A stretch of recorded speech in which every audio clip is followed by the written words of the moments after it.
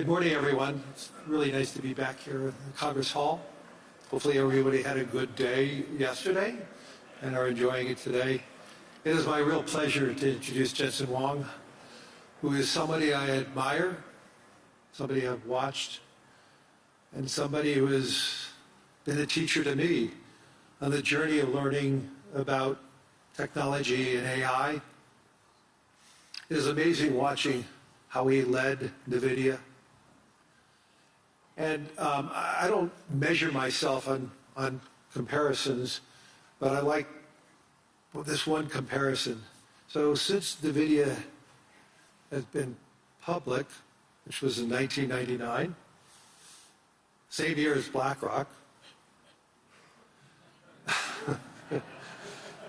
Oh boy. Okay, now Nvidia's total return for its shareholders has been a compounded 37%.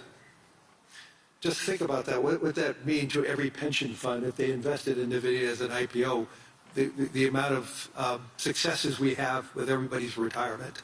At the same time, BlackRock's annualized total return has been 21%.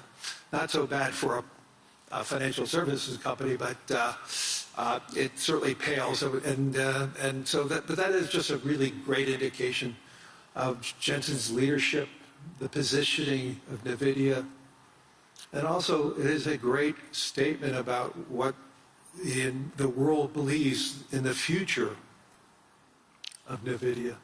So Jensen, congratulations on that journey, and I know we have many more years of that journey ahead of us. Thank you. I appreciate that.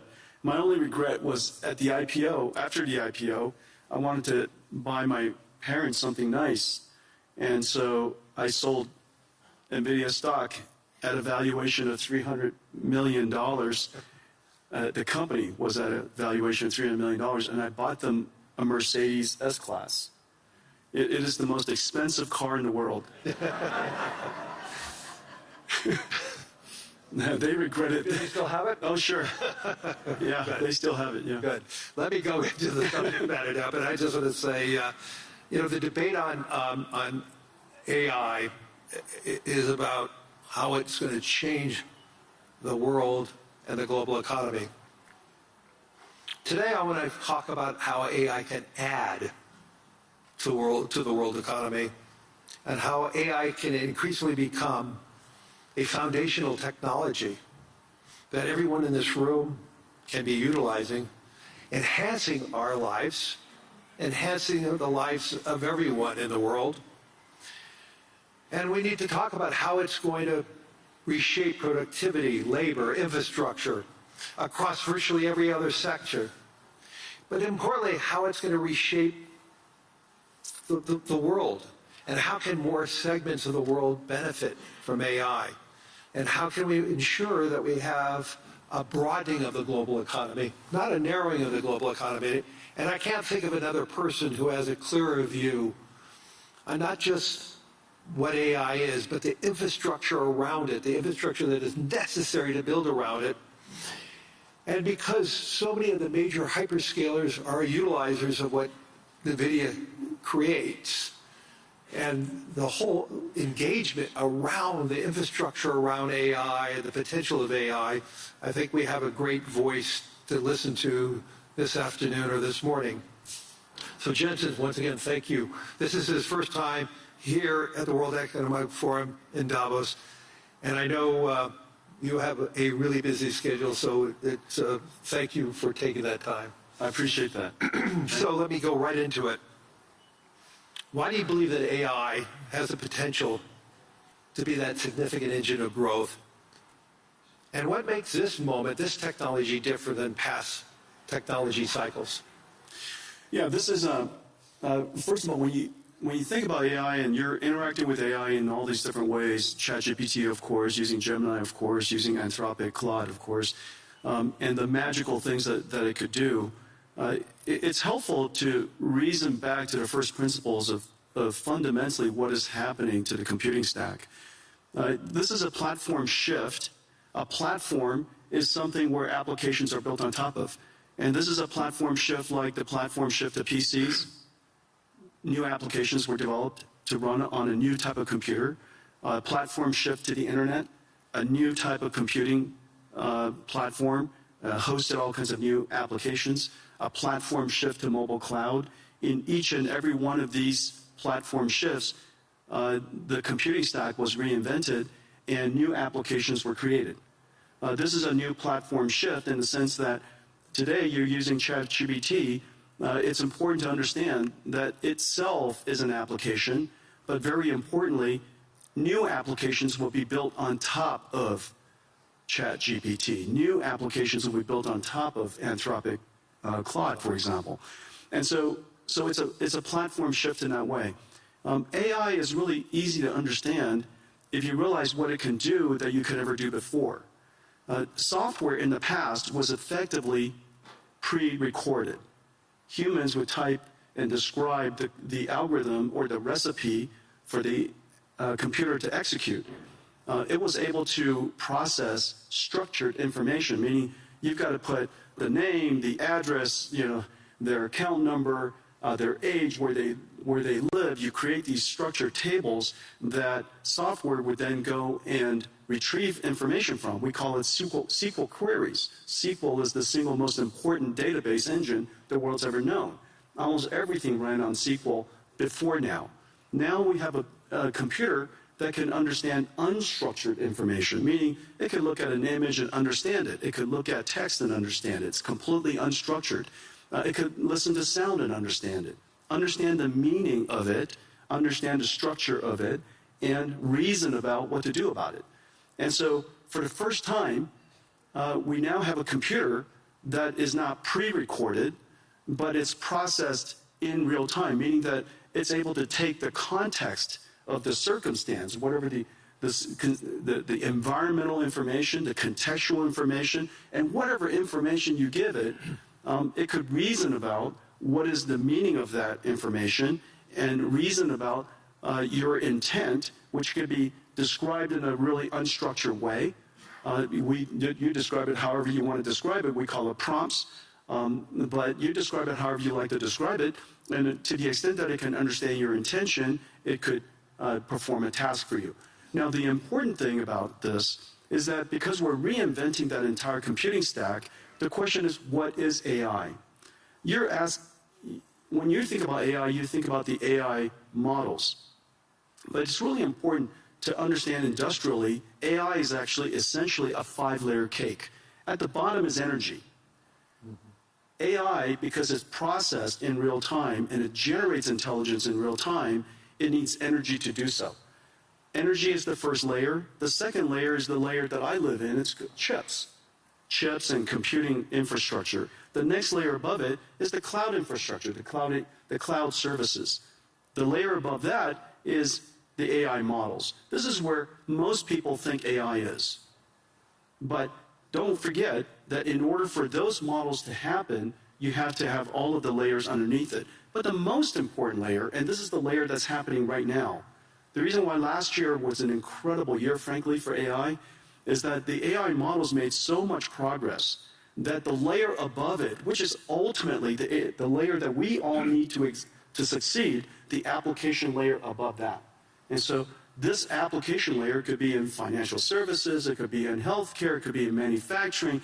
This layer on top ultimately is where economic benefit will happen. But the important thing, though, because this computing platform requires all of the layers underneath it, it has started, and everybody's seeing it right now, it has started the largest infrastructure build-out in human history. We're now a few $100 billion into it. That's it. We're a few $100 billion into it. Larry and I, we get the opportunity to work on many projects together. There are trillions of dollars of infrastructure that needs to be built out, and it's sensible. It's sensible because all of these contexts have to be processed so that the AI, so that the models can generate the intelligence necessary to power the applications that ultimately sit on top. And so when you go back and when you reason about it layer by layer by layer, and you realize that the energy sector is now seeing extraordinary growth. The chip sector, TSMC just announced they're going to build 20 new chip plants. Foxconn, working with us, and Wistron and Quanta, building 30 new computer plants, which then go into these AI factories. So we have chip factories, computer factories, and AI factories all being built around the world. And memory. And memory, right, exactly. Those chip fabs. Micron has started investing $200 billion in the United States. SK Hynix is doing incredibly. Samsung is doing incredibly. You could see that entire chip layer growing incredibly today. And now, of course, we pay a lot of attention to the model layer, but it's really exciting that the layer above them is really doing fantastically. And now, one indicator is where the VC funding going into. Last year, 2025, was one of the largest years in VC funding ever, and last year, most of the funding went to what is called AI native companies. These are companies in healthcare, they're company in robotics, and company in manufacturing, financial services, all of the large industries in the world. You're seeing huge investments going in to those AI natives because for the first time, the models are good enough to build on top of. So let's just dive a little further. Obviously, everybody, I'm sure, uses their own chatbot and getting information. So, but you're talking about this version of AI is going to be the key. Let's talk about go into a little more upside ideas related to the dispersion of it in the physical world. You mentioned, obviously, healthcare is a great example of that. But where do you see the transformational opportunities in areas like transportation or science? Well, last year, I would say last year, I would say three major things happened in AI, in the AI technology layer, the model layer. The first one is that the models themselves started out being curious and interesting, but they hallucinated a great deal. And last year, we can all reasonably accept that these models are better grounded. They could do research. They can reason about circumstances that maybe they weren't trained on, break it down into step-by-step reasoning steps, and come up with a plan to answer your question, do your research, or perform the task. So last year we saw the evolution of language models becoming AI systems that we call agentic systems, agentic AI. The second major breakthrough is the breakthrough of open models. Several years ago, was it a year ago, DeepSeek came out? Last year. And DeepSeek was, a lot of people were quite concerned about it. Frankly, DeepSeek was a huge event for most of the industries, most of the companies around the world, because it's the world's first open reasoning model. Since then, a whole bunch of open reasoning models have emerged, and open models has enabled companies and industries, researchers, educators, universities, startups, to be able to use these open models to start something and create something that's domain specific or specialized for their needs. The third area that had enormous progress last year was the concept of physical intelligence, of physical AI. AI that understands not just language, but AI understands, if you will, nature. And it could be AI that understands the physical world here, AIs that understand proteins, chemicals, natural physics, for example, fluid dynamics, particle physics, quantum physics, AIs that are now learning all these different structures and different languages, if you will. Proteins is essentially a language. And so all of these AIs are now making such enormous progress that these industries, industrial companies, whether it's manufacturing or drug discovery, are really making great progress. And one of the great indicators is a partnership that we had with Lilly, that they realize now that AI has made such extraordinary progress in understanding the structure of proteins and the structure of chemicals, essentially being able to interact and talk to the proteins like we talk to ChatGPT. We're going to see some really big breakthroughs. So all these breakthroughs raises concerns about the human element. You and I have had many conversations on this, but we need to tell the whole audience there is a huge concern that AI is going to displace jobs. And you've been arguing the opposite. Obviously, the build-out of AI, as you talked about, the biggest infrastructure build-out in history is going to occur, which Energy is creating jobs. The Yeah. chips industry is creating jobs. The infrastructure layer is creating jobs. Land, power, and shell. Jobs, jobs, jobs. I mean, right? It's incredible. So let's get into a little more detail. So you actually believe we're going to face labor shortages. And so how do you see that AI and robotics changing the nature of work rather than eliminating it? Yeah, there's several different ways that we could think through it. First of all, this is the largest infrastructure build-out in human history. Yep. That's going to create a lot of jobs. And it's wonderful that the jobs are related to tradecraft. And we're going to have plumbers and electricians and construction and steel workers and network technicians and people who install and fit out the equipment. And all of these jobs, we're going to, in the United States, we're seeing quite a significant boom in this area. Salaries have gone up, nearly doubled. Yeah. And so we're talking about six-figure salaries for people who are building chip factories or computer factories or AI factories. And we have a great shortage in that. And I'm really delighted to see so many people in so many countries really recognizing this important area. You know, everybody should be able to make a great living. You don't need to have a PhD in computer science to do so. And so I'm delighted to see that. The second thing to realize, and so we theorize about the automation of tasks and things like that, and what is the implication to jobs. You know, I'll just offer some anecdotes. These are real-world anecdotes of what has actually happened. Remember, 10 years ago, one of the first professions that everybody thought was going to get wiped out was radiology. And the reason for that was the first AI that became superhuman in capability was computer vision. And one of the largest applications of computer vision is studying scans by radiologists. Well, 10 years later, it is true that AI has now completely permeated and diffused into every aspect of radiology. And it is true that radiologists use AI to study scans now. The impact is 100%, and the impact is completely real. However, not surprisingly, I say not surprisingly, if you reason from first principles, not surprisingly, the number of radiologists have gone up.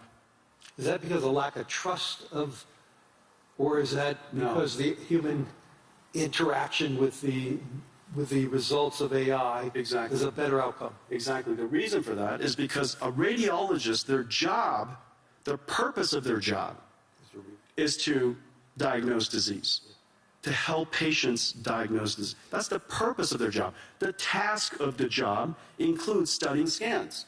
The fact that they're able to study scans now infinitely fast allows them to spend more time with patients, diagnosing their disease, interacting with the patients, interacting with other clinicians.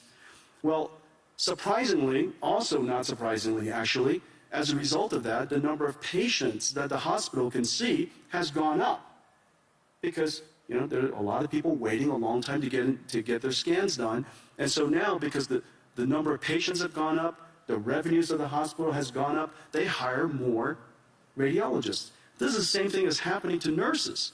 We're 5 million nurses short in the United States. As a result of using AI to do the charting and the transcription of the patient visits, nurses spend half of their time charting. And now they could use AI technology, and one particular company, Abridge, they're a partner of ours doing incredible work. As a result of that, the nurses could spend more time visiting patients. Human touch. That's right. And because you can now see more patients, and we're no longer less bottlenecked by the number of nurses, more patients could get into the hospital sooner. As a result, hospitals do better, they hire more nurses. And so surprisingly, AI is increasing their not surprisingly, AI is increasing their productivity. As a result, the hospitals are doing better. They want to hire more people. You have too many people waiting too long to get into hospitals.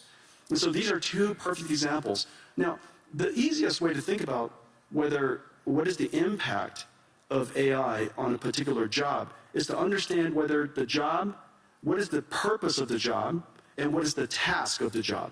If you just put a camera on the two of us and just watched us, you would probably think the two of us are typists because I spend all of my time typing. And so if AI could automate so much word prediction and help us type, then we would be out of jobs. But obviously that's not our purpose. And so the question is, what is the purpose of your job? In the case of radiologists and nurses, is to care for people. And that purpose is enhanced and made more productive because the task has been automated. And so to the extent that you can reason about each one of the people's purpose versus the task, I think it's a helpful framework. Let's move this beyond the developed economies. Help me understand how AI is going to broaden the world and help the world. I read an Anthropic piece this past weekend that basically said the utilization of AI most recently is very dominant by the educated society. And they're even seeing the educated component of each society being heavily more utilized. And obviously they're using it against their own model Claude, so it may have its own biases. So how do we ensure that AI is a transformational technology, maybe like what Wi-Fi and 5G was for the emerging world? And when you intersect that, what does it mean for the emerging world? And John, how do we broaden the global economy? And two, getting back to the whole job situation with robotics and AI, there is going to be some substitution there. And there's substitution in the United States already going on. We may be creating more plumbers and electricians, but we probably need less analysts at financial institutions. Lawyers need less analysts, because they're able to accumulate the data faster. So let's just pivot on to the emerging world for a second, in the developing world. How do you see that play out? Well, first of all, AI is infrastructure, and there's not one country in the world, I can't imagine, that you need to have AI as part of your infrastructure, because every country has its electricity, you have your roads, you should have AI as part of your infrastructure. Of course, you could always import AI, but AI is not so incredibly hard to train these days, and because there's so many open models, these open models with your local expertise, you should be able to create models that are helpful to your own country. And so I really believe that every country should get involved to build AI infrastructure, build your own AI, take advantage of your fundamental natural resource, which is your language and culture, develop your AI, continue to refine it, and have your national intelligence be part of your ecosystem. And so I think that's number one. And number two, remember, AI is super easy to use. It is the easiest software to use in history, and that's the reason why it's the fastest growing and most rapidly adopted. I mean, in just a couple of 2-3 years, it's coming up to almost a billion people. I think, first of all, Claude is incredible. Anthropic has made a huge progress, huge leap in developing Claude. Yep. We use it all over our company. The coding capability of Claude, its reasoning capability, its ability is just really incredible. And anybody with a software company really ought to get involved and use it. On the other hand, ChatGPT is probably the most successful consumer AI in history. And its ease of use and its approachability, I think everybody should get involved. And whether it's somebody in a developing country or a student, it is very clear that it is essential to learn how to use AI, how to direct an AI, how to prompt an AI, how to manage an AI, how to guardrail the AI, evaluate the AI. These skills are no different than leading people, managing people, things that you and I do all the time. So in the future, instead of biological, carbon-based AIs, in the future we're also going to have digital versions of AIs, silicon versions of AIs, and we'll have to manage them. They're just part of our digital workforce, if you will. And so I would advocate that for the developing countries, build your infrastructure, get engaged in AI, and recognize that AI is likely to close the technology divide. Right. Because it is so easy to use and so abundant and so accessible. And so, I'm actually fairly optimistic about the potential of AI to lift the countries that are emerging, and for many people who haven't had computer science degree, all of you can be programmers now, And so in the past we had to learn how to program a computer. Now you program a computer by saying to the computer, "How do I program you?" And if you don't know how to use an AI, just go up to the AI and say, "I don't know how to use an AI. How do I use an AI?" And it would explain it to you. And you say, "I like to write a program to create my own website. How do I do that?"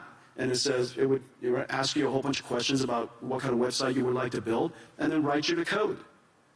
And so it is that easy to use, and that's, of course, the incredible power of AI, which is exciting. Two quick questions, then we're going to run out of time. We're sitting here in Europe. When we were talking about a lot of companies, we mentioned a lot of U.S. companies and Asian companies. Talk to us about how AI and the success of Europe and the future of Europe can intersect, and how do you see Nvidia play that role here in Europe? Well, I have the benefit. Nvidia has the benefit of working with every AI company in the world, and because we're low in the infrastructure layer, and we power AI across the board, and we power AI that are languages, their biology, their physics, their world models, and related to manufacturing and robotics, and the thing that's really quite exciting for Europe is, remember, your industrial base is so strong. The industrial manufacturing base in Europe is incredibly strong. This is your opportunity to now leap past the era of software. The United States really led the era of software. AI is software that doesn't need to write software. You don't write AI, you teach AI. And so get in early now so that you can now fuse your industrial capability, your manufacturing capability, with artificial intelligence, and that brings you into the world of physical AI or robotics. Robotics is a once-in-a-generation opportunity for the European nations. And whether it's, all of the countries that I visit here, industrial base is really, really strong. The other thing to realize is that so much of the deep sciences are still very, very strong here in Europe. And the deep sciences now have the benefit of applying artificial intelligence to accelerate your discovery. And so I think that it's fairly certain that you have to get serious about increasing your energy supply so that you could invest in the infrastructure layer so that you could have a rich ecosystem of artificial intelligence here in Europe. So what I'm hearing is we're far from an AI bubble. The question is, are we investing enough? Let's turn it around, because there's so many people talking about a bubble, but the question is, what I'm hearing from you is, are we investing enough to do what we need to do to broaden the global economy? And so one good test on the AI bubble is to recognize that Nvidia has now millions of Nvidia GPUs in the cloud. We're in every cloud, we're used everywhere. And if you try to rent an Nvidia GPU these days, it's so incredibly hard. And the spot price of GPU rentals is going up. Not just the latest generation, but 2-generation-old GPUs. The spot price of rentals are going up. And the reason for that is because the number of AI companies that are being created, the number of companies shifting their R&D budget. Lilly is a great example. 3 years ago, most of their R&D budget, all of their R&D budget, was probably wet labs. Notice the big AI supercomputer that they've invested in, the big AI lab, increasingly that R&D budget is going to shift towards AI. And so the AI bubble comes about because the investments are large. And the investments are large because we have to build the infrastructure necessary for all of the layers of AI above it. And so I think the opportunity is really quite extraordinary. And everybody ought to get involved. Everybody ought to get engaged. we need more energy. I think that we all recognize that. We need more land power and shell. We need more trade skill workers. And in fact, that population of workforce is so strong here in Europe. Yes. In a lot of ways, the United States lost that in the last 20, 30 years. But it's still incredibly strong here in Europe. It's an extraordinary opportunity you got to take advantage of. And so I would, I know that where Larry and I work, we see the investment opportunities and the investment scale is going up. The number of startups, as I mentioned earlier, that 2025, the largest investment year in VC history, over $100 billion around the world. Most of it was AI natives. And so these AI companies are building basically the application layer above. They're going to and go build this future. And I actually believe it's going to be a great investment for pension funds around the world to be a part of that, to grow with this AI world. And this is one of my messages as so many political leaders. We need to make sure that the average pensioner, the average saver, is a part of that growth. If they're just watching it from the sidelines, they're going to feel left out. And we want to invest in infrastructure. Right. Infrastructure is a great investment opportunity. This is the single largest infrastructure build-out in human history. Yep. Get involved. We're out of time.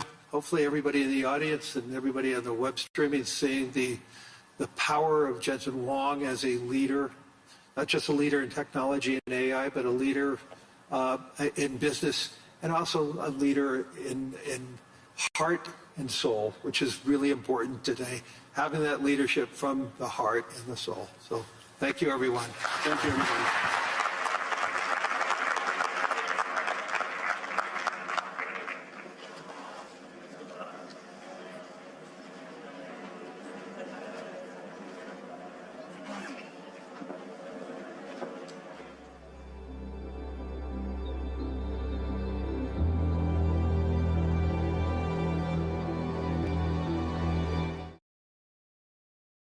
Thank you.